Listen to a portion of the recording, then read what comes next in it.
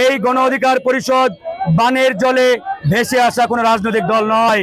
হাসান মামুনকে কড়াভাবে আমরা গণ অধিকার পরিষদের পক্ষ থেকে বার্তা দিয়েছি, সে যদি বেশি বাড়াবাড়ি করার চেষ্টা করে আমাদের নেতা কর্মীরা এক চুল পরিমাণ ছাড় দেবে না। হাসিনার দুঃশাসনকালে যখন রাজপথে কোনো রাজনৈতিক দল কথা বলার দুঃসাহস দেখায় নাই, তখন আমরা রাজপথে নেমে বেগম খালেদা জিয়ার মুক্তির জন্য আমরা এই কথা বলেছি। পটুয়াখালীতে গণ অধিকার পরিষদের বিপ্লবী সভাপতি ডাকসুর সাবেক ভিপি নুরুল হক নূরের নির্বাচনী এলাকায় তার নির্বাচনী গণসংযোগ চলাকালে সেখানে বিএনপির নেতা হাসান মামুন তার সন্ত্রাসীদেরকে দিয়ে তার উপরে হামলা চালিয়েছে এবং এক প্রকারের তার লোকবল এবং আমাদের গণ অধিকারের নেতাকর্মীদেরকে অবরুদ্ধ করে রাখা হয়েছিল। আমরা তাদেরকে স্পষ্ট করে বলেছি, এই গণ অধিকার পরিষদ বানের জলে ভেসে আসা কোনো রাজনৈতিক দল নয়। এই গণ অধিকার পরিষদ রাজপথ থেকে হামলা মামলা জেল জরিমানা রিমান্ড ফেস করে এ পর্যন্ত আসছে। বিগত হাসিনার দুঃশাসনকালে যখন রাজপথে কোনো রাজনৈতিক দল কথা বলার দুঃসাহস দেখায় নাই, তখন আমরা রাজপথে নেমে বেগম খালেদা জিয়ার মুক্তির জন্য আমরা এই কথা বলেছি, আমরা স্লোগান তুলেছি। আমরা বিগত সময়ে জামাতের নেতাদের মুক্তির দাবিতে রাজপথে আমরা সোচ্চার থেকেছি। তাই আপনারা যদি মনে করেন গণ অধিকার পরিষদ বানের জলে ভেসে আসছে, তাদেরকে ধাক্কা দিলে তারা হেলে যাবে, পড়ে যাবে, আমি মনে করব আপনারা বোকার স্বর্গে রয়েছেন।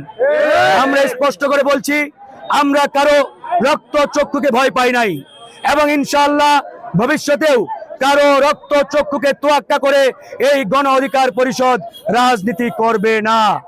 ইতিমধ্যে সেখানে হাসান মামুনকে কড়াভাবে আমরা গণ অধিকার পরিষদের পক্ষ থেকে বার্তা দিয়েছি, সে যদি বেশি বাড়াবাড়ি করার চেষ্টা করে আমাদের নেতা কর্মীরা এক চুল পরিমাণ ছাড় দেবে না। দেশ জুড়ে তোলপাড় ওয়ালটন ফ্রিজ কিনে আপনিও হয়ে যেতে পারেন মিলেনিয়ার।